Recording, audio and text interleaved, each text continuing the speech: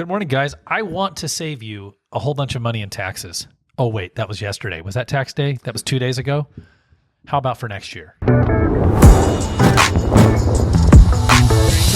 I mean, like, Would you be up for that, Jesse? and it would be a good idea to plan for next year. Yeah, I think that. By the way, guys, if you can see our screen, it's kind of a lot of fun. I've got an image. I'm going to share this. If you're watching us on Facebook Live this morning, it's an old Far Side comic. It's the Accountant Street Gangs. For some of you people in this room that are just too young, did you ever know about Mal? Did you know about the Far Side? Did you ever know what that was? Oh, Far Side is phenomenal. Yeah, this guy, he's phenomenal. He created all these books of cartoons that were epic through the 80s and 90s, probably even early 2000s. It's classic. I sent this to my CPA guys. We want to help you save a lot of money on taxes next year, and you can do this through some really fun real estate tax strategies. And some of them are crazy, Jesse, because if you own a home, you're already actively working in a real estate tax strategy. Jeremy Larkin That's here right. with Jesse Poll, with the Larkin Group, KW Realty, broadcasting from Larkin Group HQ. It is 4/17/2025, or 2 days post-tax day. Raise your hand out there if you're driving, just one hand, if tax day snuck up on you, because I am a serial tax extension guy. Jesse, what about you? Talk to me. Tax extension? We usually, we did. Yeah. We usually do. My wife, however, is wanting always to get it done on time, but I never make it. Oh, I don't even try. So I want to tell I like your idea about that, though. We talked about that yesterday. Well, very few corporations are filing their taxes on April 15th. They're actually moving to more of a corporate tax year. Yeah. And what happens is, if you're in business and you already have the chaos of your business, what is every CPA dealing with for the last 30 days? Oh, insanity. Like, Correct. If you can get them on the phone, you're lucky. I check in with my CPA, Patrick Dunleavy, Kezos Dunleavy. I literally text him tax day night before, and I say, "Are you holding up? Are you holding up?" Folks, these guys aren't sleeping. And so here's the problem. If you're trying to go run your corporate taxes at that time, I think you're running a mistake. So, Jesse, it's so assumed that we extend that do you realize I don't even talk to them about the taxes April 15th. There's not a, hey, do you want to file right now? It is literally tax day comes and goes. There's no conversation. They gave me some assignments like 6 weeks ago. Right. But I mean, that's and the case. I usually get those. Yeah. This is phenomenal. So guys, let's talk about it. If you own a home or if you don't own a home, because one of the things I want to talk about today, and this is actually a message that we sent into our client list 2 mornings ago. And, the subject line was, you could be paying less in taxes. Yep. And what we really talk about is tax day comes and goes. Most of us scramble. There's zero thought process. There's zero strategy involved. Fair? Yeah. Guys, I promise Yes. you, H&R Block, if you're listening to me right now and you said, "Oh, I just do them online," there was no strategy. Right. And then you overpaid. And you gave the government too much. And we've talked about this before. I've got very intelligent people in my family, and some of them think, "Oh, I can do that. I can do that just as good as anybody else." Too smart for their own good. The problem with the tax code is it's so deep, it's impossible for us to know what we don't even know. Correct. I mean, even if you're a W-2 employee, there's things that you could be doing to save yourself on taxes that you just wouldn't think about. Correct. So, But Instagram gives us lots of great tax advice. So a lot of people think they got all their strategies off of Instagram. Here's what's funny, and I'm as bad as the next. We spend more time planning for a vacation than we do actually planning a tax strategy, which could actually pay for the vacation. Well, it would save for the vacation. I mean, most folks are paying $10,000 to $15,000 too much in taxes. And I mean, I think, look, a typical employed consumer is just not thinking about this. And I understand that. So let's talk about this, guys. There are 3 strategies. Patrick and I actually talked about this Tuesday night. He vetted the email before it went out. Oh, did he? Nice. Oh, yeah. I said, well, it came and went. Tax day. If you're like me, you probably swear every April 15th. The tax year will be different. I no longer actually swear that. You'll track expenses, organize documents, and finally learn what the term basis is. And the spoiler alert for our listeners is I don't really know. Guys, I can hardly be trusted with a calculator other than to help you with your real estate, stuff. So let's talk about 3 strategies, Jesse. The first one, every homeowner has the ability to get involved in this strategy. It's called the home sale exclusion. What does this really mean for people? So what that means is if you've lived in a home for 2 of the past 5 years and you decided to sell, you could exclude up to $250,000 if you're single and $500,000 if you're married, which means you just won't pay taxes on that much. Good grief. And as I said in the email, this is the IRS's way of saying thanks for adulting. Right, which is capital gains. And so you wouldn't have that for a married couple up to $500,000. So single, $250,000. And let's just run a scenario, right? If we look back at median home price in Washington County about the year 2011, yep, it's about $200,000. That was at the bottom. That was the absolute bottom. Oh, yeah. I've told you my average sales price representing Fannie Mae and Freddie Mac was $139,000. Yep. Can anyone stand to think about that? And so if you look at somebody who paid $200,000 to $250,000 that year for a home, well, that home's worth $700,000 now. You know what I mean? That's just $600,000 plus. It's certainly worth, $600,000. So you come in and you're like, crap. I bought it for $250,000. I sold it for $600,000. That's a $350,000 gain. What am I going to do? Oh, big time tax benefits, right? So guys, translation is that owning a home has a lot of benefits that go beyond pride of ownership, the ability to paint your walls hot pink, have your dog trash your yard. We know about that, don't we, Mel? Your mortgage will never change except for with insurance and taxes as they change. The mortgage itself, constant. What if you wanted to turn your entire, we're not even going to get into this kind of strategy, but I will say this. There's a little strategy we didn't talk about in here. This is kind of interesting, which is called the Augusta rule. Mal and Blake, are you guys involved in the Augusta rule? I hope you are. What if you turned your entire home into a podcast studio? Right. Okay. The Augusta rule deals with using your home for legitimate business purposes. Yep. And I think the number, Jesse, is more than 14 days a year or something like that. I may be wrong. I'm not sure what the number is. I may be wrong. But that's not even in our list today. But there are so many strategies that you could use. You could deploy. Okay. The second one, Jesse, you are an active real estate investor. Yep. Rental property depreciation. So when you buy and invest in a rental, you can depreciate that over time. In which goes against your income. Yeah. So a lot of people, as they grow their rental portfolios, it'll end up offsetting massive amounts of income. Yeah, it's really cool. And one of the things that we often talk about is the fastest way to become an investor in real estate isn't actually to come up with a giant down payment and purchase one. It's to it's to move out of your current home, convert it to a rental, purchase a new one. When you purchase a home as a primary versus a second versus a rental or an investment property, the down payment requirements are so much smaller. They're so much smaller. Also, the interest rate, if you have a loan, is smaller. Amen. Because investor loans are higher interest rate. Well, in the scenario I went through, I moved out of a home that I had paid $275,000 for. My interest rate was 2.85%. I moved out. I started renting the home for $2,250 a month, and my mortgage was $1,400. Yeah, that was a pretty slick deal, right? Then I purchased a new primary, and the rest is history. So go ahead. Let's even talk about another thing somebody could use. If you find a home and it has an actual dwelling unit, accessory dwelling unit, you can use the potential rent from that to qualify for the mortgage.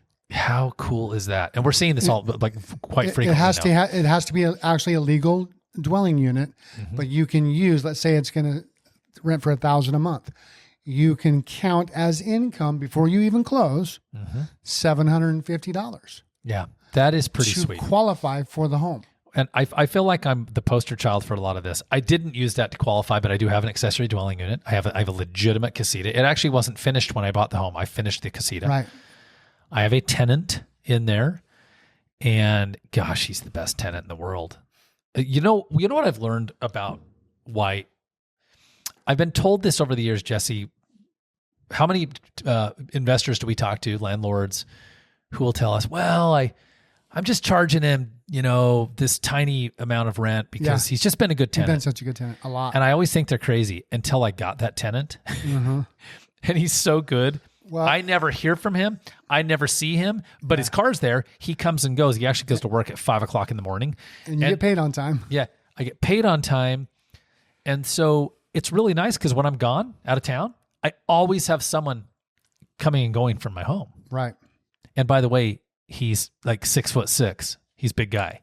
So that's helpful too. If anybody's like, oh man, the big guy lives there. So I get why people do that. So look, strategy number one, guys, we're talking about real estate tax strategies. And honestly, these are pretty straightforward. The Augusta rule I mentioned, and by the way, please consult with your tax advisor. There you go. Isn't that the tone that you're supposed to use? Yeah. I need to say it and then speed that up like 200 times faster. Number one is a home sale exclusion. This is basically saving a ton on capital gains taxes when you sell a home that you've lived in at least 2 of the last 5 years. Number 2 is rental property depreciation. The last one is what we call 1031 exchange. It sounds very complicated. Okay. So Jesse, do you have clients doing 1031 exchanges? Have you had clients do a 1031 exchange? Yep. Yeah. What is it in English? So what it is in English is you take a rental property or an investment property, residential or commercial, you sell it, but then you apply the 1031 exchange and you purchase another property. Basically, you're kicking the capital gains taxes down the road. Yep. You're kicking the can down the road. And exchanging, for instance, a good example of that. Let's say I've owned a property for a while and it's past its useful life in tax savings. Okay. Which means I've already depreciated it. I've already done everything I can do. And I want another one. I can 1031 exchange that property into a new property and start over again. Correct. Well, and let me add something to this. From the IRS website, because it says you need to trade the property for like kind. Yeah, like kind. So it has to be another property at the same value or more. So let's you know what I mean? And I'm actually looking at this, right? The tax code is, good grief. I mean, like kind properties are of a like kind if they're of the same nature or character, even if they differ in grade or quality. Real properties generally are of like kind. Real properties means real estate. So for instance, you could sell a single family residence and buy into an office building. That's like kind. It's real estate. Yep. You can't sell a rental property and buy stocks. That's not like kind, right? Yeah. But it seems simple, but it is complicated enough to where you want to talk to your CPA about how to do that, what it means. Yeah. And please, for crying out loud, do not quote us. Because a lot of people will not do the research and then just go do it.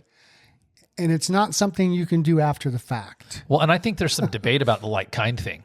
I've seen people argue 2 ways. Some have said, nope, it has to be a house for a house. Some say you could go to house to an apartment building, right?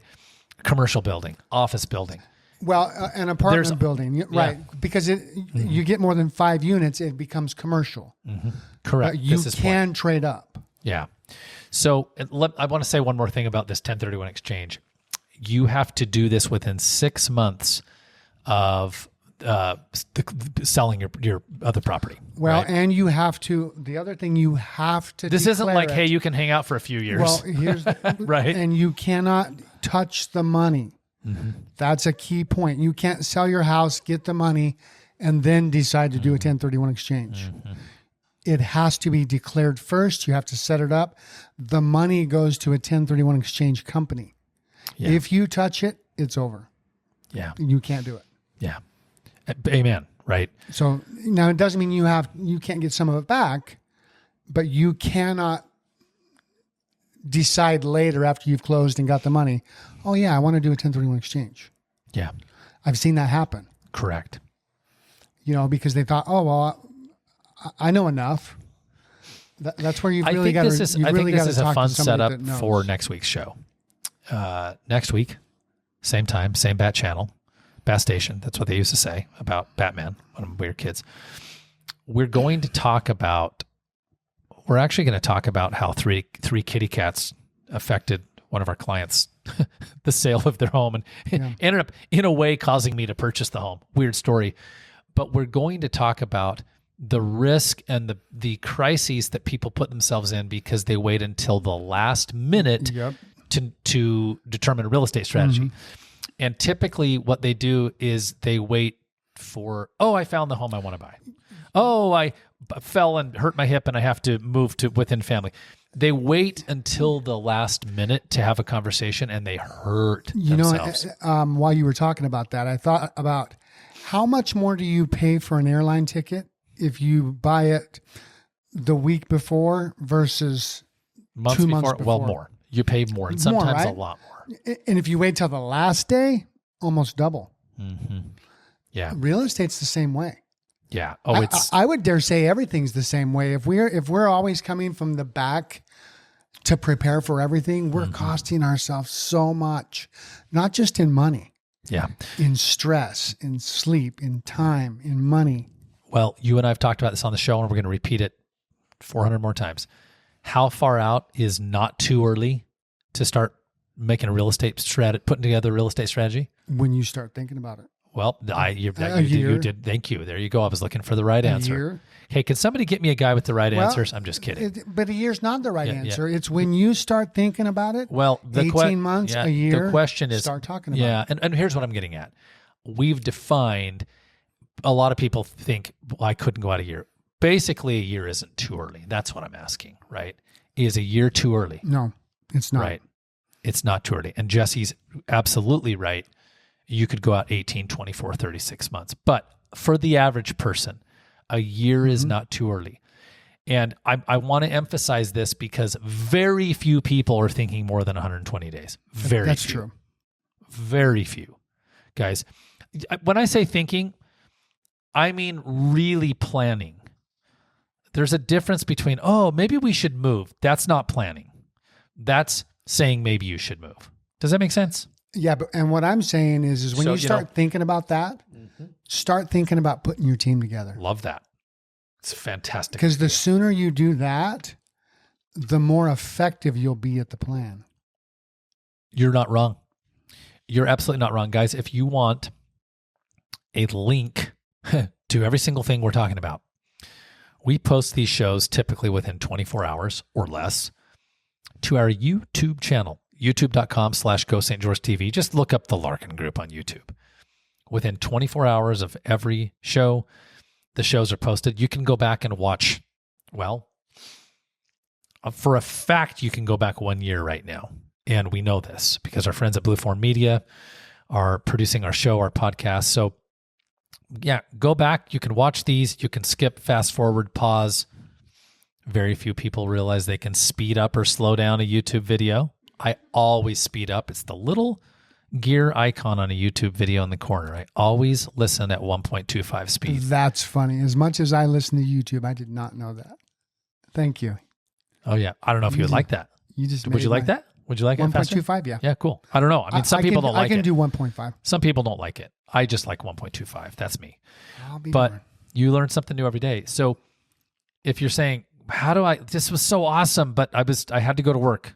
I had that pesky thing called work, or I was dropping kids off at school, or whatever you're dealing with. I want you to go to youtube.com/Go St. George TV. And, Jesse, you're 100% right. There's no such thing as too early, but for most people, a year. And I want to say this, guys, TurboTax, H&R Block Online, these are not serious tax strategy solutions for the average person. Yeah. And here's why. Because what they're doing is they're operating in bulk. And, it's been funny as we wrap up our show. There's this little thing called AI. I don't know if you guys have heard about it. My dad is mesmerized by this. Oh, is he's he 84 using years it? old? No, he's not using it. Instead, he's asking us every chance he can how it works. And we're like, Dad, we're not going to explain how it works. Okay, because that's not possible. That's like, let me explain how God works. A lot of people are saying, well, AI is just going to replace agents. I chuckle because here's the issue, and this is the same thing for your taxes. Do you know what AI can't replace with your CPA?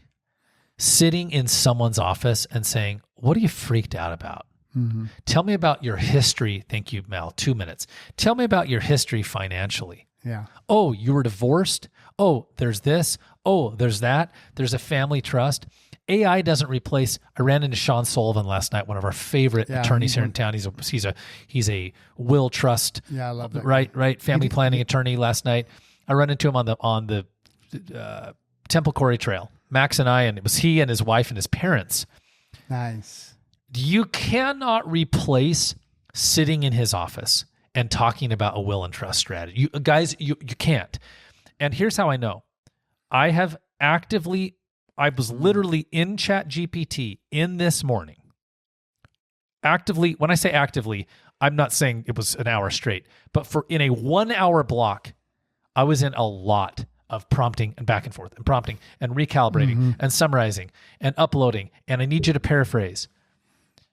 It doesn't replace that in our final 45 seconds, guys. And it doesn't replace what it's like to sit with a really great real estate professional that cares about you and says, let's help you take the pressure off and navigate. Jesse, how can people find us if they want to talk to us You directly? can go right to Google and Google the Larkin Group. And, give us a call. Yep. And not everybody goes to a website anymore. We mostly just go to Google. We go to Google Maps or visit gostgeorge.com. And guess what else we do? We put every one of these shows and all of the emails I write, my database, my educational emails, edutainment emails, every one of them is in our blog. GoSt.George.com or Google the Larkin Group. Jeremy Larkin, Jesse Poll, Larkin Group, KW Realty. Over and out. Over and out. Thanks for having us.